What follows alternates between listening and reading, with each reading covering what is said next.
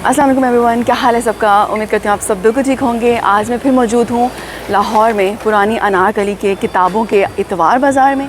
और यहाँ पे मैं जिस किताब में से इक़्तिबास पढ़ने जा रही हूँ आज, वो भी पुरानी किताबों के इतवार बाज़ार के मुतल्लिक़ ही है। और उस किताब का नाम है तर्ज़े बयां और उसके मुसन्निफ़ हैं राशिद अशरफ साहब। ये भी वक्त की अजब सितम ज़रीफ़ी है कि कल जो लोग अपने निजी कुतुब खाने के लिए इतवार बाज़ार से ढेरों किताबें ख़रीदा करते थे, आज उनमें से बेशतर के इंतकाल के बाद वक्त उन्हीं किताबों को एक मरतबा फिर उसी जगह ले आया है। ऐसी कई मिसालें राकुमुल हरूफ ने अपनी आँखों से पुरानी किताबों के इस बाज़ार में देखी हैं। सच है कि जब वक्त अपना दायरा मुकम्मल करता है तो पुराने लम्हे को एक नई ज़िंदगी, एक नई जिला मिलती है, वह नया हो जाता है।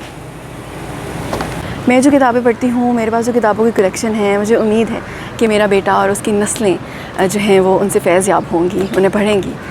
लेकिन अल्टीमेटली मुझे लगता है कि वो भी कभी यहीं कहीं नज़र आएंगी। आपके पास जो किताबें हैं, आपकी किताबों की जो कलेक्शन है, क्या आपने उनकी फ्यूचर के बारे में कभी सोचा है कि वो कहाँ होंगी, कहाँ जाएंगी?